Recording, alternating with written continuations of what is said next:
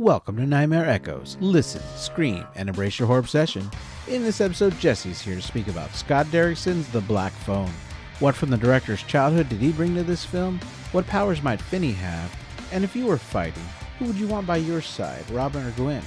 While we were recording this, a thunderstorm rolled in, so we might be noticeable when we have a big cut and we pick back up. Jesse and I decided to pause rather than to yell over the storm, and we watched Insidious Chapter 3 while we waited. Next week on the podcast is Paranormal Activity, as Steven and I continue our found footage journey. Now for a movie even my father enjoyed, The Black Phone.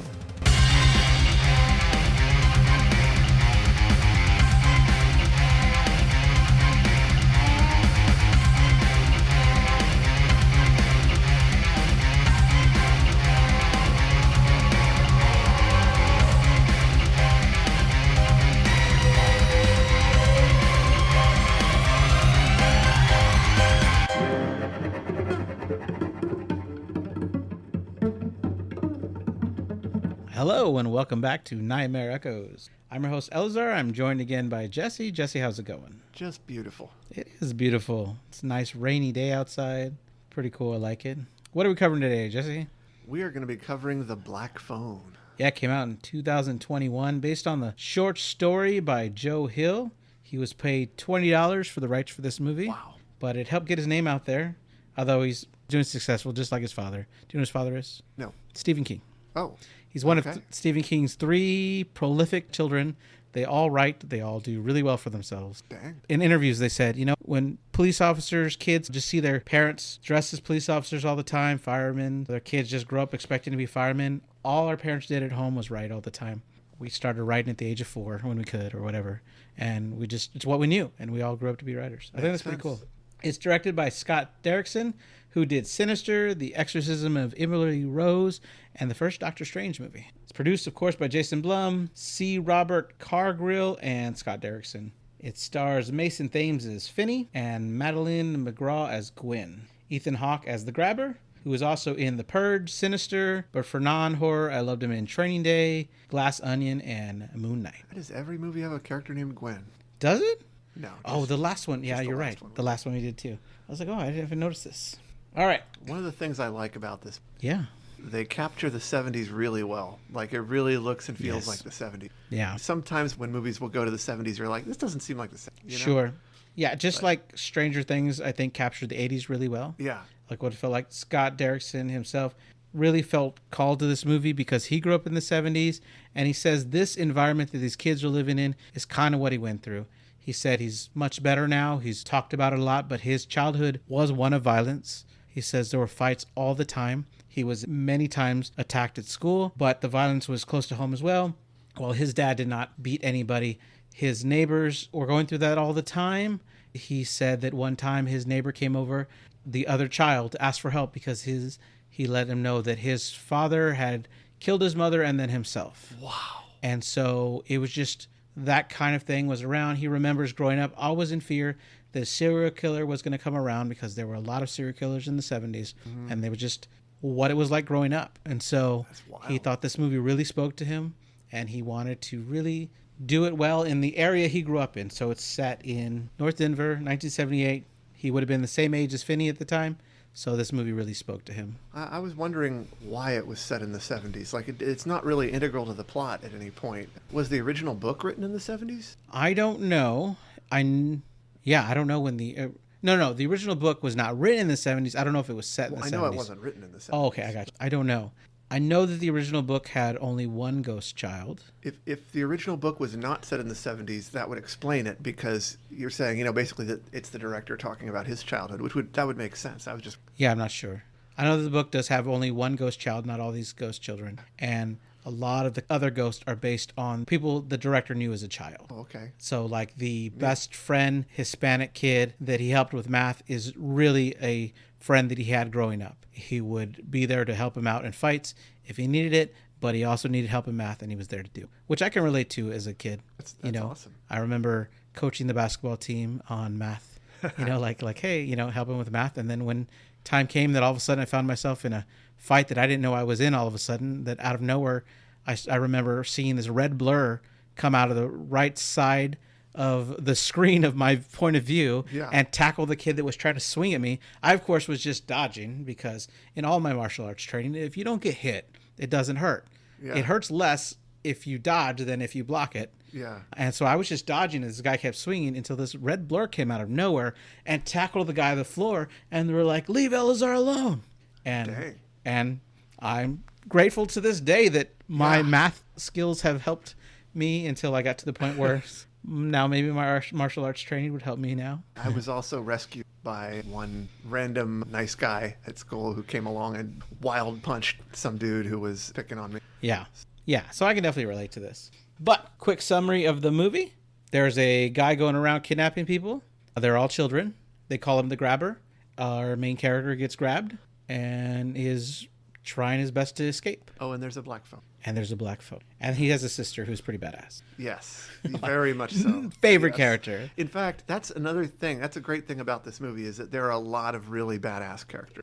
I agree. And it's also a great thing that the grabber is not one of them. Yeah, he's creepy enough. But they make him pathetic rather than badass, which I appreciate. I do too. I have his pop figure of him in his magician outfit. I'm thinking of buying the one with the blood on it of one of the masks because the masks are amazing. Yeah, they are really amazing. Yeah. All right, we're going to go into this movie and spoil the whole thing. I love this movie. You can go watch it on your own if you haven't. I do highly recommend it, but if you just want to hear us talk about it, we're about to spoil the whole thing. So the movie starts and we get a baseball game, North Denver, 1978. Our main character, Finny, is a pitcher, and he's doing pretty good against his batter named Bruce, but before he gets the third strike, Bruce knocks out a home run, wins the game. At the end, Bruce is a really good sport. He comes up to him and tells him that his arm is mint and that he almost had him. Yeah, which is, I mean, like almost unbelievably good sportsmanship for kids that age. Yeah. It's awesome. Yeah, he's a real good dude. We see him, Bruce, on his way home biking. He seems to be pretty popular with the girls.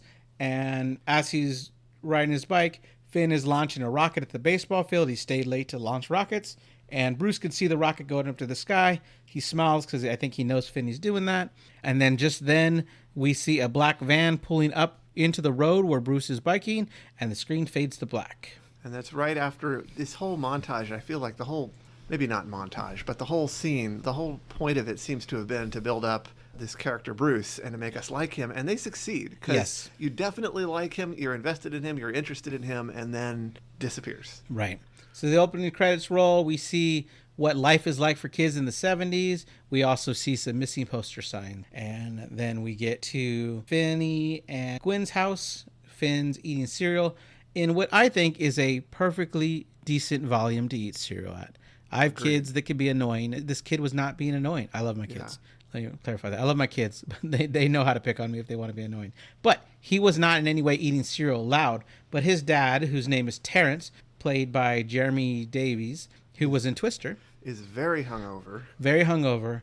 He asks if he could chew any louder because people in another county can hear him or something like this. And you can tell the kids are like terrified of him. Yes.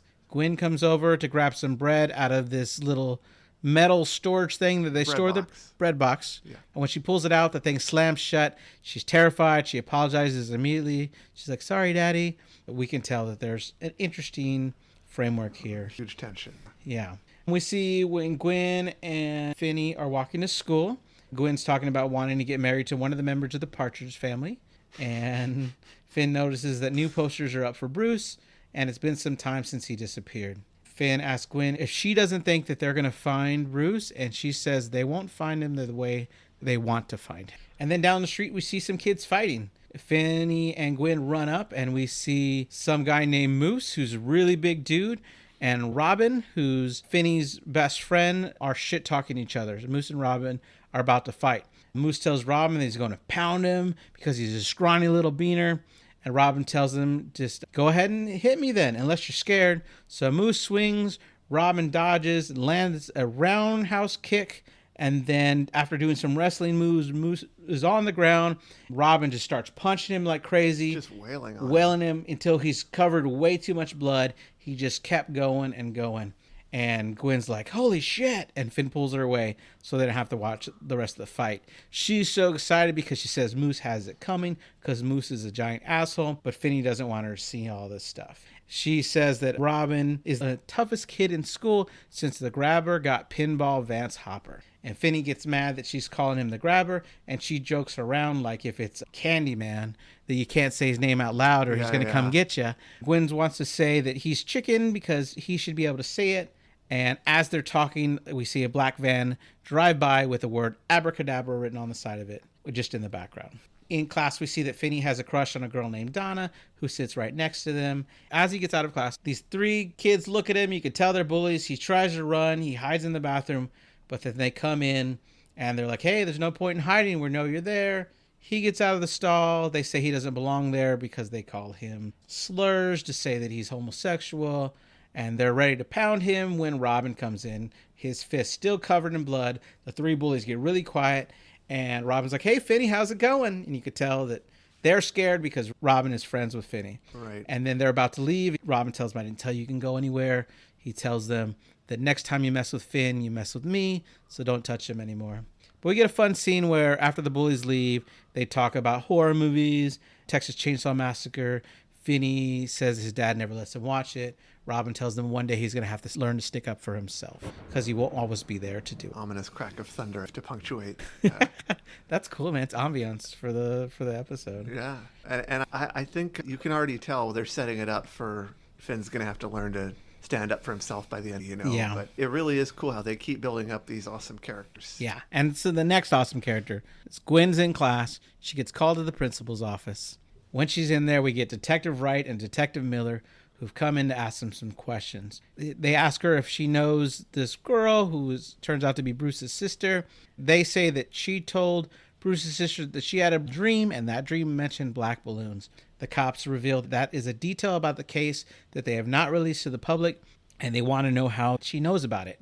So in their minds, I'm thinking they think her father's the grabber. Right. The only way that she would know this is if she knows who the grabber is.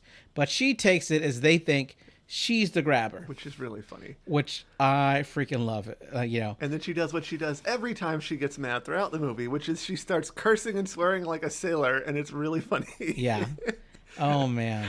She says, like, yeah, I took him down because I'm the grabber, you fucking dumb fart knockers. Then they ask, what isn't she telling them? And she tells them that sometimes her dreams are right. Like, she has prophetic dreams. But, of course, it's funny because she's cussing them out. The principal keeps saying, Gwenny, like, stop, Yeah. But it's just so amazing. She's just a badass character. We get a scene where Gwen's staying at her friend's house, so Finn has to be alone with his dad. His dad's sleeping. He's listening to Blind Blake, a record which is playing Early Morning Blues. I just wanted to point out that Blind Blake is a major plot point in Reacher Season 1, and I love that show, Reacher. It's on Amazon. It's really good. Great detective show. I love it. Anyway, so Finn takes the beer away from his dad. We see that he's drunk himself to sleep, and then Finny gets the ice cream and settles down to watch a horror movie called The Tingler, which came out in 1959. He's watching the movie, though, and something happens. I know he's scared by it. Well, I mean, it's a black and white movie, and there's a scene where they walk into a bathtub full of blood, but the blood is bright red. Yeah, I think that's how the movie is filmed. Is though. that really in the movie? I think that's really in the movie. In 1959? Yeah. Okay. When did Wizard of Oz come out with color? Oh, I mean, it was the 30s, yeah. Yeah. Some movies decided to still film in black and white because it was cheaper.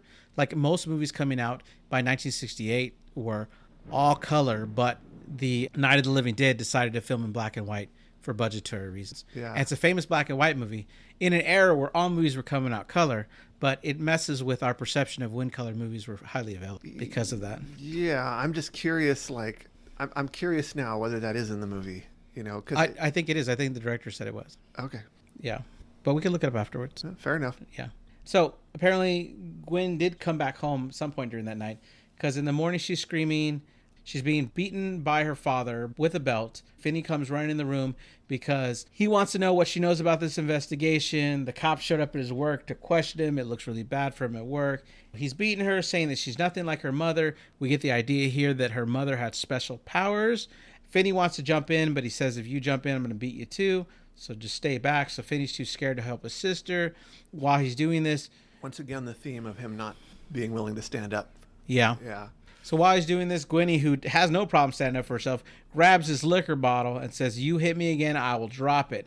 And he goes in like he's going to, so she drops it, shatters his liquor bottle, and then she gets another beating afterwards. And it's like how the way they play the father is like he's terrible, but in a believable way. Like Yeah. he's not cartoonishly bad. You see a lot of these kind of after school special kind of stories where the dad is this over the top abuser who's evil in every way, and this seems more real to me. Like Right. more believable. Yeah, the director said that the studio asked him if he wouldn't mind taking the scene out, and he said he's definitely not going to take the scene out Yeah, really. because what the guy is doing isn't even illegal to this day. Yeah. You are allowed to spank your children Yeah. if you want to, and it's what he dealt with as a child, and he's not going to take it out to Right. pander to some audience now. Yeah. I mean, completely Yeah, so much of it. the vibe. Right. We cut to a small scene where we see Robin walking. He's walking right to that black van. We get a blurry image in the background of the man that steps out. He's wearing like a magician's outfit with a black and red cape and a top hat, and it fades to black again. So we know that Robin has now been taken by the grabber. We see that night that the phone rings at every house, and then Terrence, their father, gets the phone, and he asks Finn and Gwen if they know who Robin is, and they said that, yeah, he's his friend. They're supposed to be going to bed. Ben attempts to comfort Finn because she knows he was his friend. And Finny gets mad that she was using the word was, and he asks her if she'll do her dream thing. She tells him it doesn't work that way.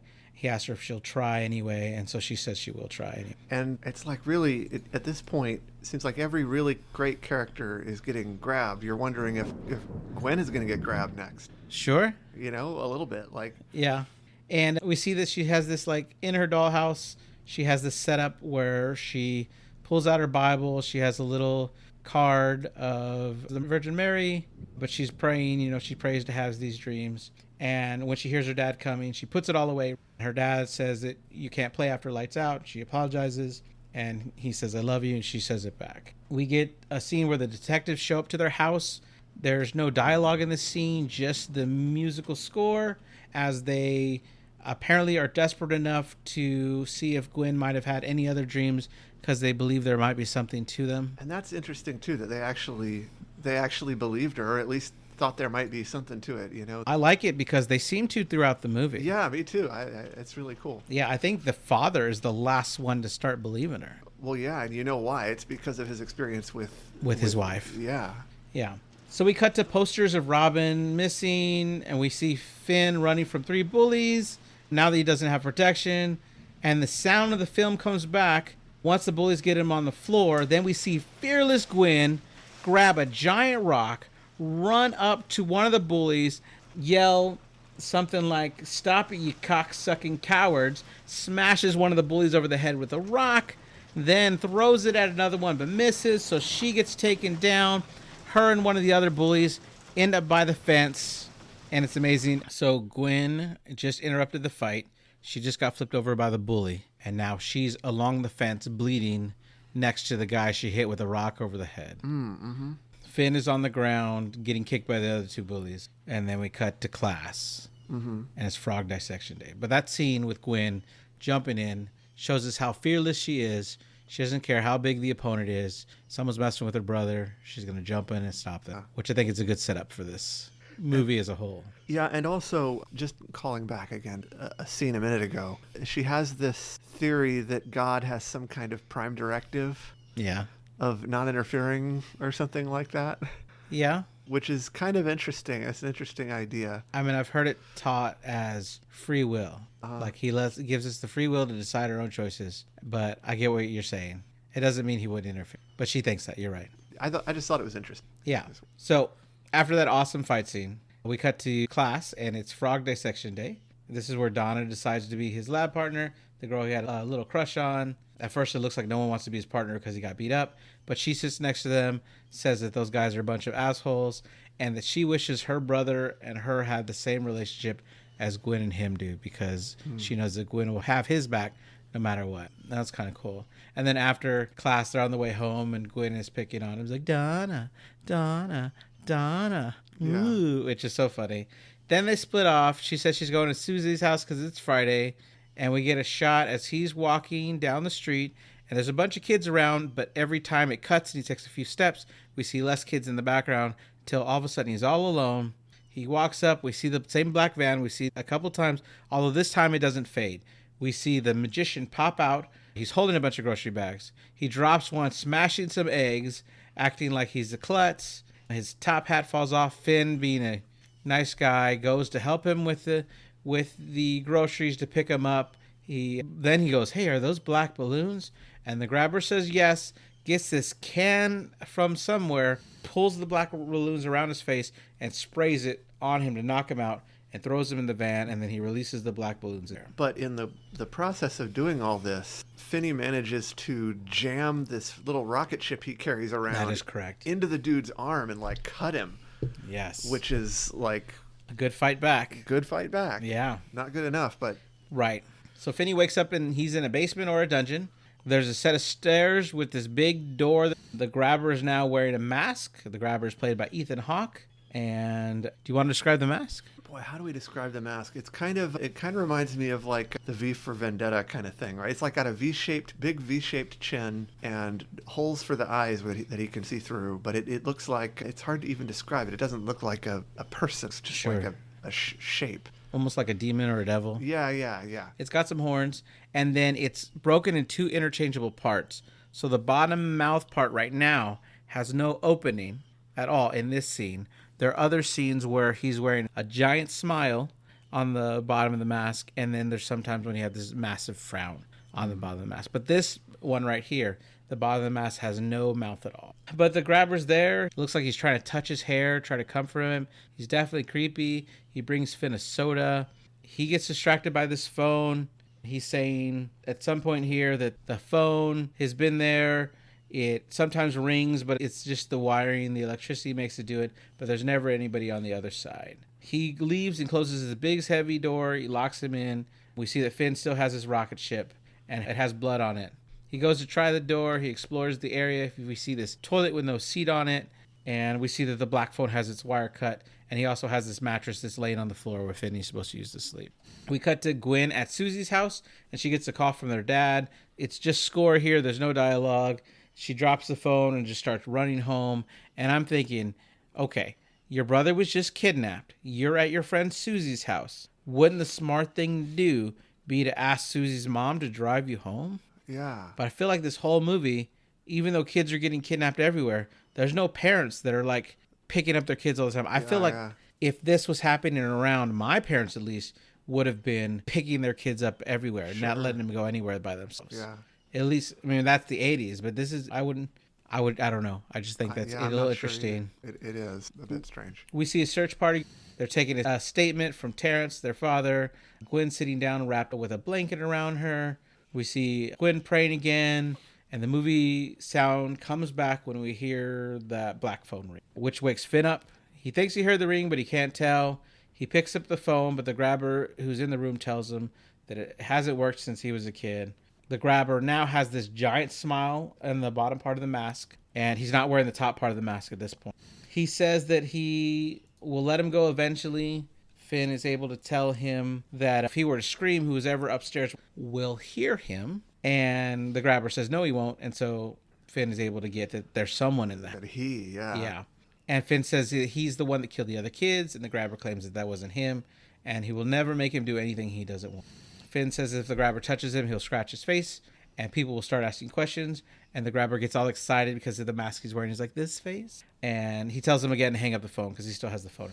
The grabber leaves. Finn does start screaming to see if that visitor will hear him, but we cut to outside through the small window, which is at the ground level, but the top of Finny's room that he's in, we hear that you can't hear. The phone does ring again, but there's no one else. So he goes to sleep. He wakes up because he thinks he hears the phone. When he says, stop it, the grabber responds. Once again, he's just in the room, creepily watching Finn sleep. Finn says he's hungry, and the grabber says he can't bring him food right now. Finn asks if he didn't intend to feed him, why did he come down there? And the grabber, while he looks like he's crying, he said he just wanted to look at him, which is super creepy. He's a really strange guy. Yeah. While he's sleeping again, the phone does ring. He talks for a bit, asking if anyone's there. He says he needs help. And then he hears a voice whisper, Finny. He freaks out and hangs up the phone.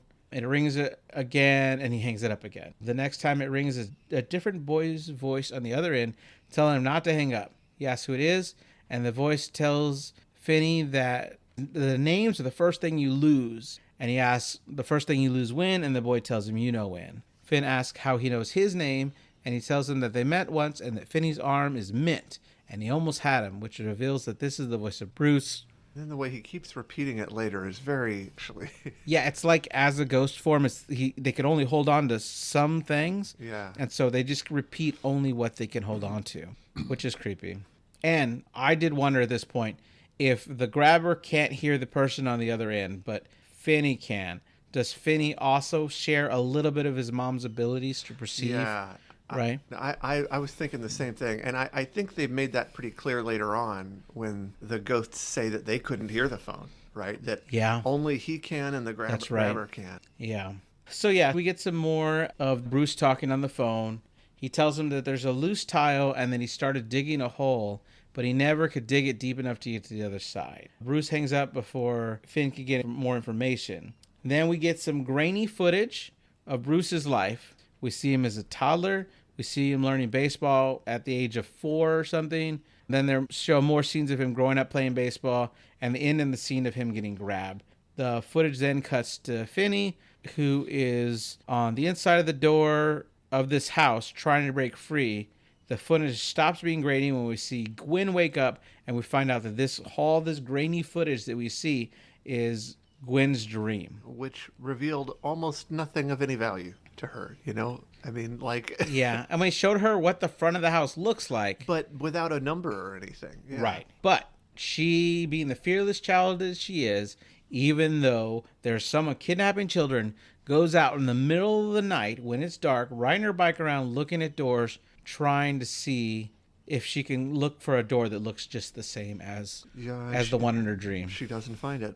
Right. While she's out searching, we see Finn is digging up the dirt and flushing it down the toilet, trying to make the hole bigger through this whole process. We see a scene where all the kids are in assembly at the gym, and the police are talking to them about the missing children and how to stay safe. The sound comes back to the movie when Finn is sitting against the wall, and the grabber comes in again, this time with breakfast. Finn wants to know what he put in there, and the grabber is like, salt and pepper. Yeah. Like, he's so happy. He laughs. It's really creepy. He adds that since Finn is already down there, why would he need to drug him? When he leaves, he closes the door but doesn't lock it. He is opening the door when the phone rings again, which stops him from going up. And this time it's another boy telling him not to go upstairs because it's a trap. Finn asks if this boy is Bruce, and the boy is like, who's Bruce? Finn tells him that Bruce is a baseball player, but the boy tells him that they don't get to play baseball where they are. Finn asks him who he is, and we get a jump scare of a boy with a big cut in his face and blood coming down, and it's the spirit standing right next to Finny. Finny asks if he played any sports, and he said that he only delivered newspapers, and so Finny knows that this boy is Billy Showalter, because he knows the name of all the boys that have been kidnapped. Because they're all famous now. Right, exactly. Billy tells him that upstairs the grabber is waiting with a belt, and he set a trap for him, so he waits for him to go upstairs. He'll start beating you with a belt until you pass out. Was this the one who told him, don't call me that name, because it's not who I am anymore? I think so. Yeah, he does say that. Well, the next time, the second phone call, he has to call him Paperboy. Yeah, and it's kind of interesting to me. It's like the whole experience, being killed and everything, traumatized him enough to make him a ghost, but also like stripped away all of his identity. Yeah, he's so mad that he was called that in life that he doesn't want to be called it in death. I don't know. No, I thought it was just that, like, the whole trauma that made him a ghost, right? This entire trauma is who he is. Yeah. He's not his old carefree child self. Right. And an interesting thing about the ghost, when we do see him in the flashbacks, he's wearing this bright orange jacket. But when we see him as a ghost, it's a very muted gray tone. Mm-hmm. It's the same outfit, but all the color has been drained away from it. That makes sense. Yeah, it's pretty neat. But we do see the grabber upstairs, sitting up there shirtless with a belt, waiting for Finny to come up, hoping that he comes up. At school, Gwen is falling asleep because she was out writing all night long, and the teacher sends her to the nurses to take a nap. Finn wakes up to another phone call, and it's Billy again, but as you said, he doesn't want to be called that, so he calls him Paperboy. Billy tells him that the wall in front of him, there's a long cord that he tore loose, but he kept hidden in the space between the floors. Finny doesn't know what he's supposed to do with that, and then we see the bottle of lemon spray, that's the soda that he brought down, spin around, lift up, and point to the window.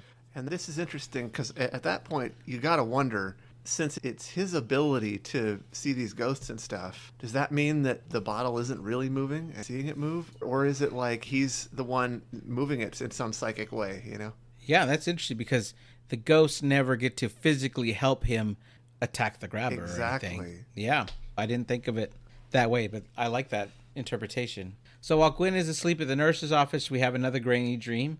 This time it's of Billy preparing newspapers, going on his route with his dog. The dream cuts to a bike on the ground with the dog barking and the van pulled away, and Billy's already inside of it. Gwen sees the grabber in his magician's outfit and his smiling mask holding black balloons outside the house. The grabber gives a big laugh and she wakes up.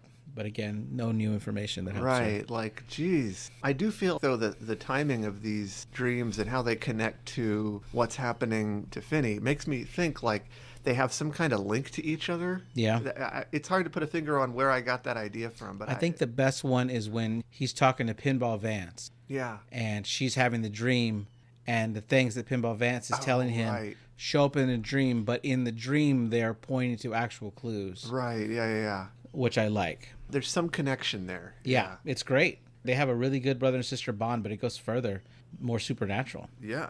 So Finn grabs his wire. He gets a rolled up carpet that was in the bathroom, sticks it up to the bars, pushes the wire. Which is heck. I would never have thought of that. Yeah, I didn't either. I would have been throwing the wire up, trying to catch on with like a knot or something. I would have tried to like climb the carpet and put it up there or something, but it never would have occurred to me. Yeah. But this seems to work. He's able to get the rope around the metal grate that shuts the window closed, and he climbs up it trying to get the latch, but he can't get the latch. That grate falls down on him, and he's unsuccessful at this attempt. We see Gwen speaking to her dad, who is crying. She asks if she could ask him a question. If he promises, he won't get mad. She says it's about her dreams. He tells her to stop. He tells her that her mother was a special soul. She was touched, but she saw things or heard things which eventually made her do terrible things, and she took her own life. So he loves her so much that he doesn't want that to happen to Gwen. But then she says, what if it could help me find Finny? And I do like this part. We cut to him driving her around the neighborhood so she can look at houses in a safer way. Since kids are getting kidnapped, she's not out there doing it on a bike anymore. And again, this is capturing that their dad is bad, but not like cartoonishly bad, right? Like he still does want to try to find Finny, and he's willing to overlook discomfort with her powers for that. Yeah, I do like that he's not pure evil. Yeah. He still loves them, even though he's an alcoholic, unfortunately. All right, next we get a lot of police going door to door, talking to people for information, and this is where we meet Max. Max invites the two detectives in who have been speaking to Gwen, and he thinks that they're here to get his viewpoints on this whole crime system. Yeah. He's got this insane map on his wall of where all the kids were kidnapped, and he's saying that the grabber has to be somewhere in this vicinity, and he thinks he's got to have a garage so he can hide the vehicle that he's kidnapping them in. And the cops are like blown away. First they think, wait, why do you know all this? And then they're like, okay, the guy's just crazy. I call this guy Detective Cokehead, and until I found out, he's fantastic. It's hilarious. It's a great scene. Yeah, the director said they added him after test screenings because there was no let down in tension. No comic relief. Yeah, and he is a great comic relief to insert. Right in the middle. Yeah, as the cops are leaving, they tell him maybe clean up next time before you let the cops in, and he looks down to see 3 lines of Coke on the table, and he's like, crap. And so he goes down and snorts one up as soon as the cops go, and he just keeps studying that map. It's just a freaking hilarious scene. The camera then goes underground, and then we see Finny sitting right there, which is a big clue that I didn't think I caught the first time, that Finny is directly under Max. Oh. Because the camera pans down, we see it go through the floor, and sure enough, Max is in the basement right under. I didn't catch that at all. Finny's in the basement. I know. Not the first time. Dang. Yeah, no, I had no idea. Right. I had no idea until the end. Right. So we see Finn taking another shift at digging the hole, and when he's done, the light comes on. Finny lays down to pretend to be asleep. The grabber is standing in the doorway. His mask is too obscure to see which one he's wearing at the moment. Finny says he's hungry, and the grabber says, hey, tell me your name. Finny asks why he cares, and the grabber says, I usually don't, but this time nothing's going right. So Finny suggests that the grabber could let him go, And the grabber says he's thinking about it. It's the usual, like, oh, I promise I won't tell anybody. You can blindfold me, drop me off on the street, and I'll just walk home. And the grabber's like, well, tell me your name. And Finny lies, saying that his name is Taylor Mullen. The grabber sighs, throws the food on the floor.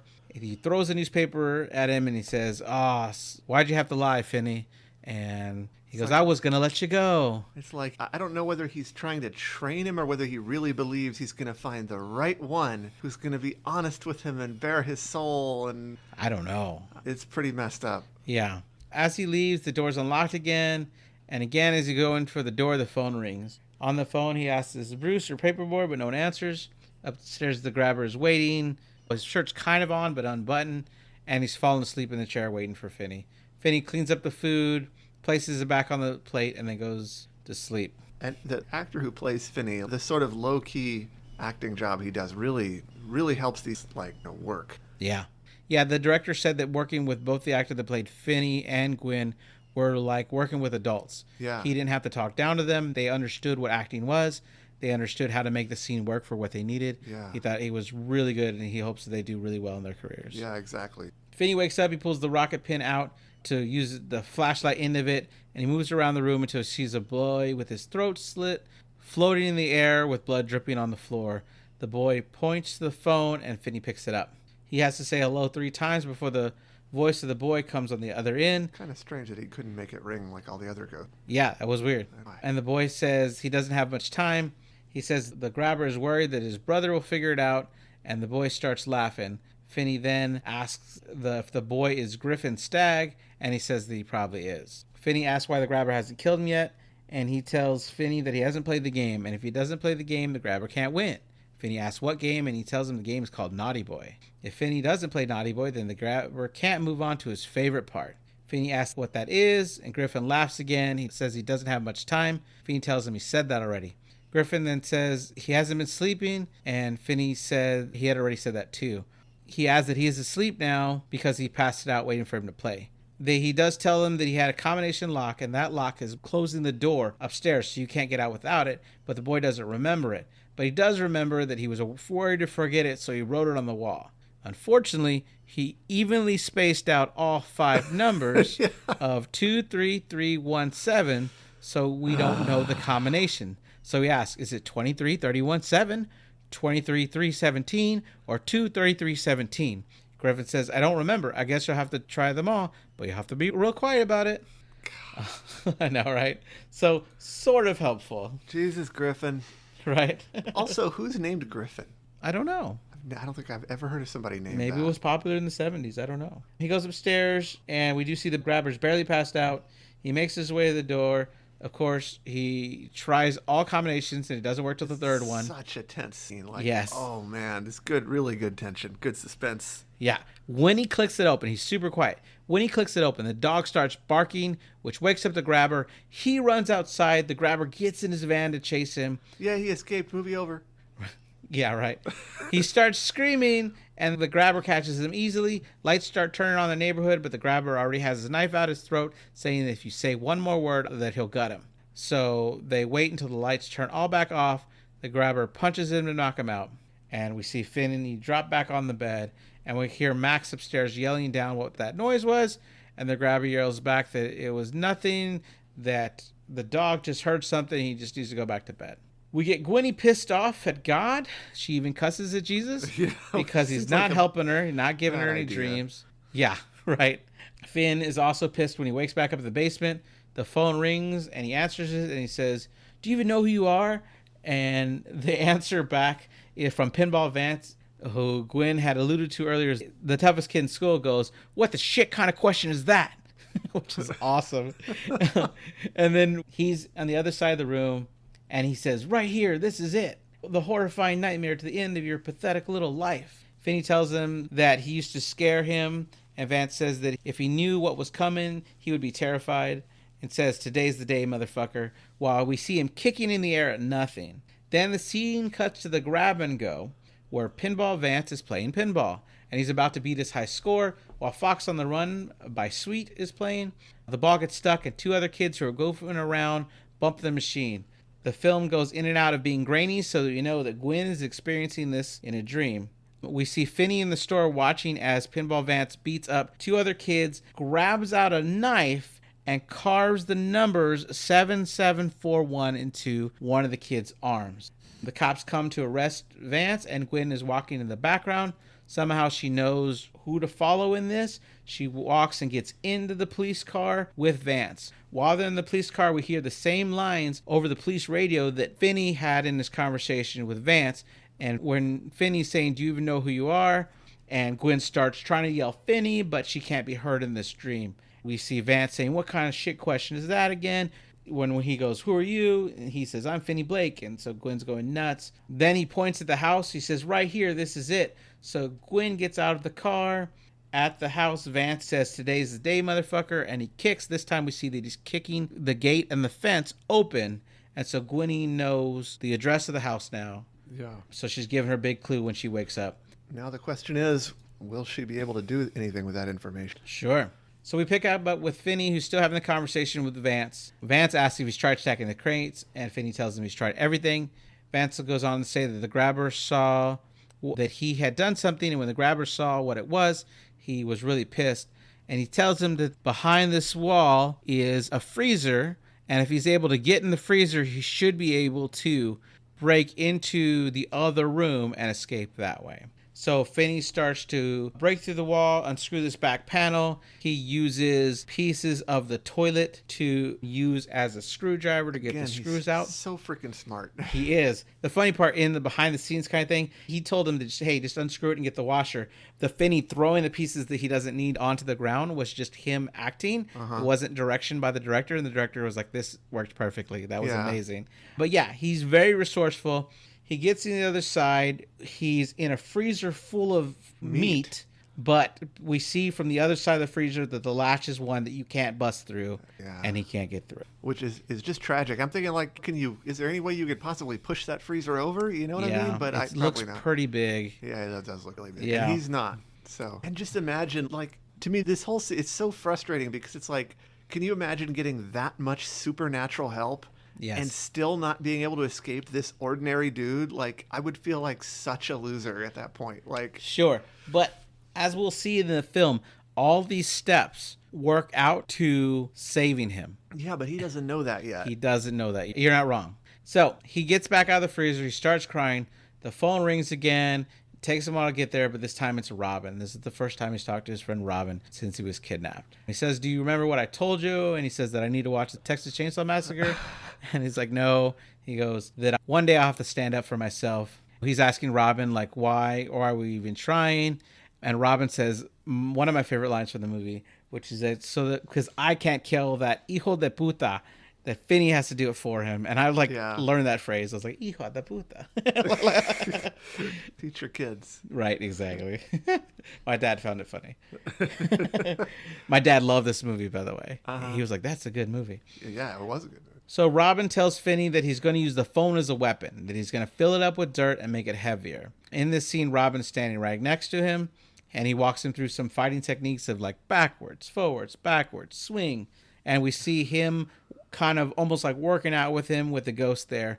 Again, interesting behind the scenes thing. This was all going to happen over the phone receiver, and the director was like, "Oh my gosh, I know the kid flew away, but can you get him back? I want him in this scene." Because they just had him over the phone. They're like, the audience is going to want to see him come back because we saw him at the beginning. So they flew him back for one day to film this scene as the ghost walking him through how to fight. And it was pretty cool that they did it. I think it worked really well. I kept thinking, like, how heavy would a phone receiver filled with dirt really be? Like, I don't feel like that would be that heavy. Yeah, I don't know, but it's enough weight to make it swing more, I guess. I guess. Yeah. So Finny feels the phone. He also makes a tripwire. He looks outside, sees rain, and we cut to Gwen, who's riding her bike in the rain while praying to Jesus for help. Suddenly, in front of her are all the other dead boys standing in a straight line, and so she crashes her bike so that she doesn't run into them. And when she looks up, they're gone, but she's right in front of the house from the vision, 7741. So she rides back home to grab the card from the detectives to give them a call. And you're like, "Oh, that's right. They believe her." That's right. Yeah, right. It's like, yes. We see the grabber buying supplies at the hardware store, and then Max snorting some coke. He's looking for clues. We see, but we can't hear the detectives getting the call from Gwen, and they rush to go towards that house. Max seems to realize that where he is standing is right in the middle of all these kidnappings. Yeah, he's just staring at it. It's like the pins, and it seems like he realizes, wait, my address is in the middle of these pins. Right. The grabber is heading home. Gwen's riding her bike. It's intense, and the music helps the intensity. Yeah, everything's coming together. A really good climax. Finny is pacing back and forth, and the phone seems to be breathing. Finny picks it up when he's ready, and when the door opens, it's Max. Finny asks him to call his family, but Max, he's so proud that he figured out that he wants to tell them all about how he did it. Yeah. And Finny starts saying, no, no, no. And he's like, you're going to be okay, kid. When this axe lands in Max's head, Max, bleeding, stumbles to the ground. It's so The Shining. Oh my, yes, right.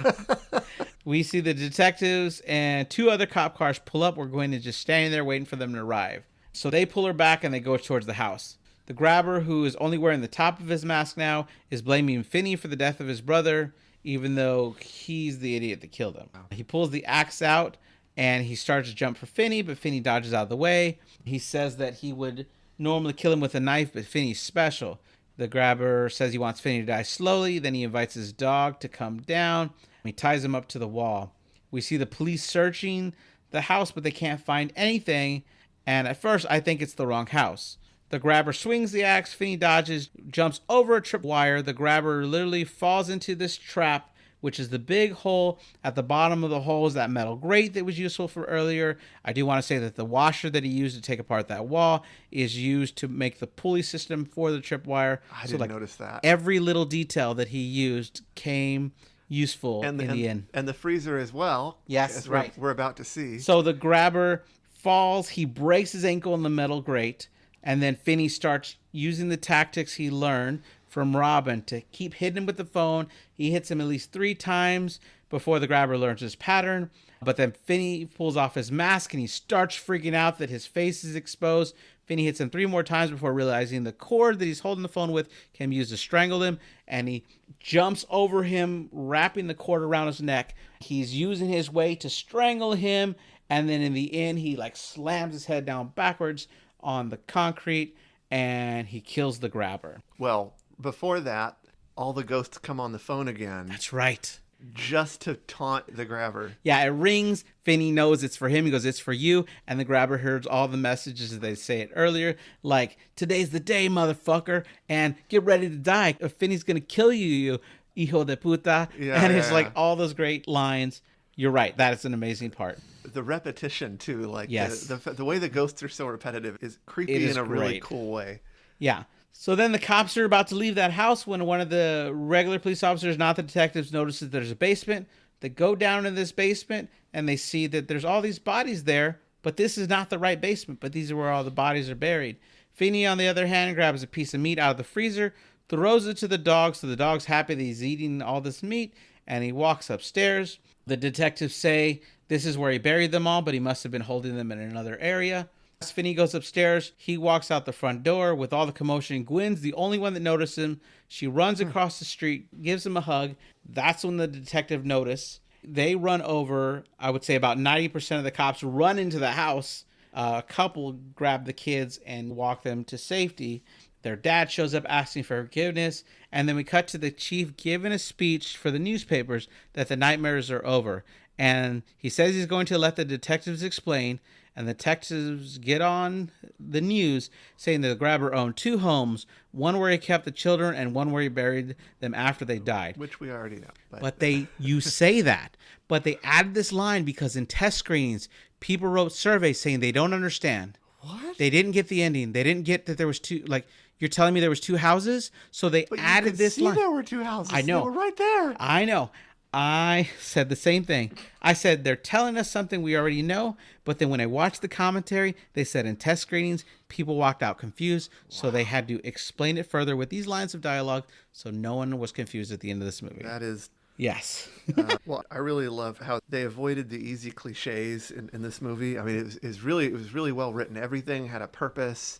Everything made sense. Yes. There's a really good development of all the characters, and then they avoid the cliche of the cops not believing them, or the cops swooping in to save the day at the end. Right. Or the ghosts speaking in riddles is another thing that usually happens. They tell them what to do. They don't remember details. Yes. But they're not like, the one ring is in the orbit of the two children, whatever Yeah. garbage.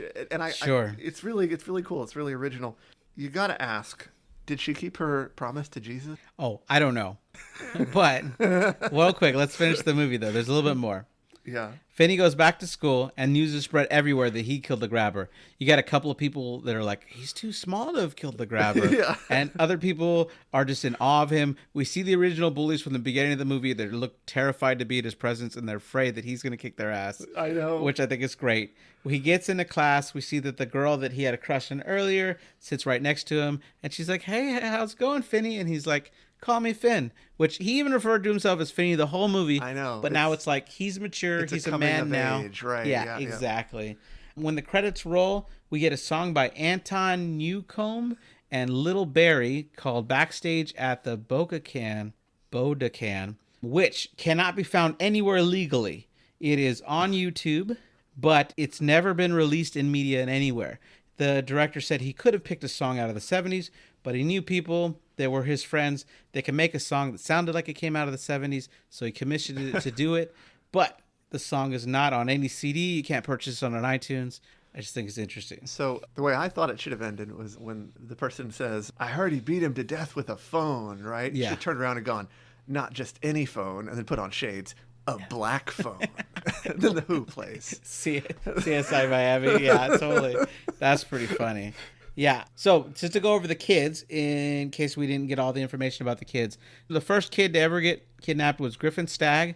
He was a loner kid that really didn't have any friends, but now that he was kidnapped, the whole world knew who he was. We got Billy Showalter, who was the second victim. He was the newspaper delivery boy. Vance Hopper is the third victim, who was known as Pinball Vance, who up until that point was the toughest kid in school. Then we have Bruce Yamada, who's the fourth person, who was that really nice baseball player that everybody seemed to love. Then we have Robin Ariano, who was Finney's friend, the really tough kid in school, who liked Cheech and Chong, loved the Texas Chainsaw Massacre. He was the fifth victim. And then Finny Blake, who was the grabber's sixth victim. And final victim, our main character, at least until part 2 comes out next year. And I'm not sure how they're going to do it. The author, Joe Hill, was like, well, that was kind of the whole story, unless they come up with a good idea. And then like 4 months later, after having this conversation, he calls him up and he tells the director of the movie, yeah, I have a good idea. I know what we could do. And so they're writing it and they're going to make it. Oh, that was pretty cool. The actor that played Finny, Mason Thames, said that his background in ballet really helped him with all the physical demands of this movie, which I thought was kind of cool. The black phone was actually a working phone that only connected to one phone. Then when they picked it up, the actors of the kids were actually on the other side, so they can film them both in a real conversation. It wasn't dubbed over later, so that it was more believable. Yeah. Which is kind of cool. All the dream sequences were shot in Super 8 film, which he thought was really important to capture the time period that they were filmed in. He says it's also something people like to fake with digital effects, but you can't really nail it right unless you're doing it on real Super 8 film. One other thing that I thought was funny is that when Ethan Hawke, he's been in a few horror. He doesn't like being in horror. He wasn't sure about doing the role. He said the script would have to be really good. So the director sent him the script, and then he got a call back from him, and when he checked his voicemail, it was him talking in the voice of the grabber. And that was his way of letting him know, okay, I'm going to do this movie. Another interesting story is that Jason Blum, when Scott Derrickson bought a house, because apparently his apartment burnt down, and he was like, well, I wanted to buy a house anyway. So he buys a house. What he didn't know is in the basement of that house, Jason Blum had hired people to install a black phone, and he would call it randomly. And then he learned that if he picked it up, it only connected to Jason Blum's home. So he picked it up. Eventually, he changed that line, but he still owns this black phone that they gave him. There is one little detail I kept wondering about. Sure. That room had a big scar in it, very prominent, very visible scar all the way around the room. And it goes right through the phone. Yeah. And I don't know if that represents something. Like psychic trauma that has happened? Maybe? Yeah. I don't know. I mean, because it looks like it's a scar. It doesn't just look like a building feature, right? I mean, it literally looks like it's a scar in flesh. Yeah. Other cool details is Tom Savini, who's worked on makeup in Friday the 13th and Dawn of the Dead, as well as hundreds of other movies, made the masks for these, which I thought were pretty cool. Oh, in the short story, there was only one ghost kid, and the grabber was dressed like a clown, But Joe Hill knew that after it came out, Yeah. which was his father's movie, that a clown probably wouldn't work. So he's the one that actually came up with the idea to say, hey, how about we change him to a magician? Right. And that's how that change was made. Yeah. But I do like this movie a lot. Yeah, it's quite good.